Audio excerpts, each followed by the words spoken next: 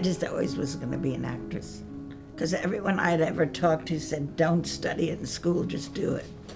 So I never studied it, and the plan was that I would go to college first.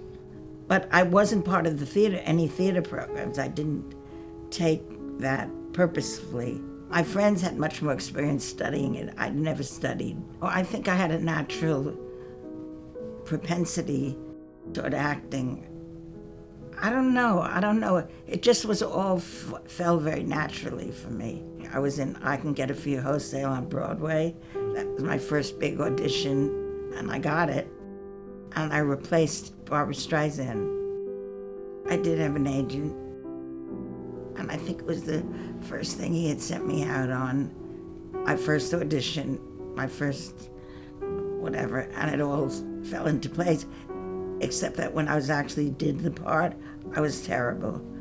I was really terrible. So the first movie I did was Take the Money and Run. We just did it. And it was fun, and it was received well. And that's how I got Bananas. You just don't know what your chemistry is at the moment, you know? And then I went out to California, and then my career started to take off in television. At the time, like Mary Tyler Moore and Bob Newhart show and all of those. And I was very comfortable doing that. It's just very sort of improvisational, how you can't plan your career. It just falls how it falls. Norman Lear called me. It's like Mary Hartman was a big risk. It was a strange odyssey. I didn't get it till we were halfway through doing the 2 pilot episodes we did, and all of a sudden it was a bedroom scene, and I loved those bedroom scenes.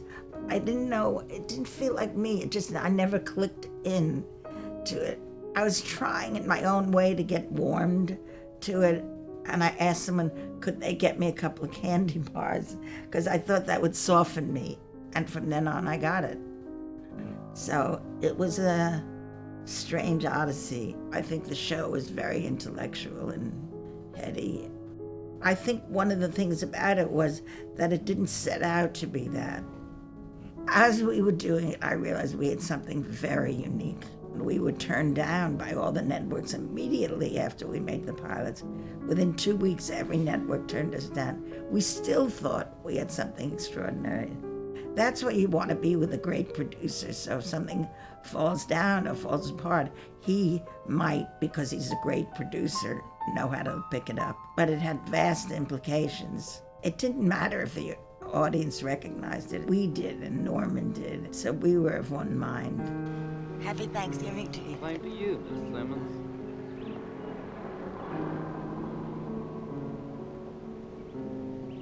I don't know how Blood Rage came about. I think it was Marianne Cantor. People think you pick and plan these things, and you don't. What is it? The boys.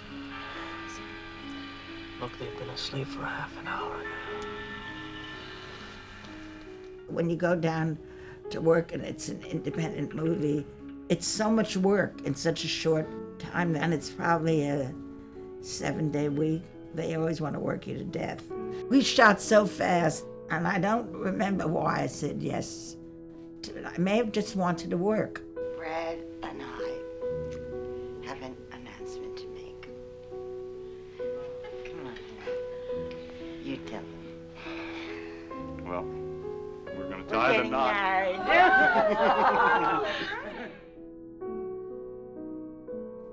Which boy was which? And I kept thinking, am I with the good one now or with the bad one? And I'm supposed to be the mother, you know, and I don't know. This is one of the hardest things I've done, where I walk in the room and my husband is there and his head is there. I was not prepared as an actress, or no less a person, but no less an actress, to go in and see stuff like that. I didn't know it was a genre. I didn't know it was anything. I just knew it was very hard to do. And you have no idea how do you act that. I used to say to my his name was Bob, who was my coach. Bob, slap me. You've got to say, no, I'm not slapping you. I said, you got to slap me or I don't know how I'm going to do this scene. I don't know that they gave me wide latitude. I took wide latitude. When I saw it, I liked those things. I liked the things that I put into it. I thought that they added an oddness to my character, that she was just sitting on the floor by the refrigerator taking food out of it and eating it. It was like you can't answer that as to why she would be doing that unless she had an eating disorder. But I don't think it was that. I think that when I looked at it the other day, I thought there's so much stress in that part that I really couldn't understand her doing anything. I don't know, it feels right to do something out of really left field, and I couldn't really explain it. And there was, I don't know, it was just, it's like it had its own separate story. Look, you don't seem to understand. This is a real emergency. This is a real emergency. I mean, he is definitely there. He is waiting for my call right now. He is sitting there and waiting for my call. This is very important. Everything seemed like a rush. And I know that's the thing, I've made enough independent small movies to know that that is what kind of happens. I mean, I lost me at the end, you know what I mean? Because I was so separate from everything in this movie. I didn't even know who these boys were between us. I mean, I love when someone's sitting in front of a camera and says between us. That I thought, you know, I just horribly overacted that whole section in there, and it embarrasses me, but I had to do that. Operator, I am begging you. This is a real emergency. Because it's a question of what you believe, what you don't believe. And once you start believing things in these movies, you have to really believe all the way through. But by the end, I didn't know who was the good one. Maybe but she didn't seem to know either. So maybe that's okay.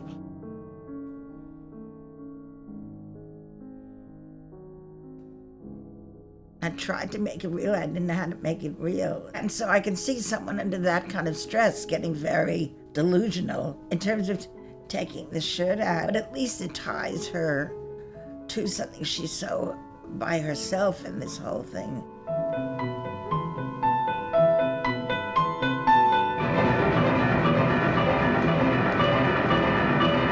There is a logic in that character. There's a logic.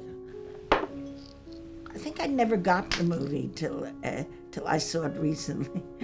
And I realized why these occult movies, that it's like you count the number of dismemberments. I tried to put in other elements of a humanity to it. My children are not guinea pigs. I don't know if any human part of the movie succeeds at all. You just have no time. You just have to hope it's going to come out. Because you're really on a ledge, particularly in an independent movie that costs nothing. Everything is flying by the seat of your pants.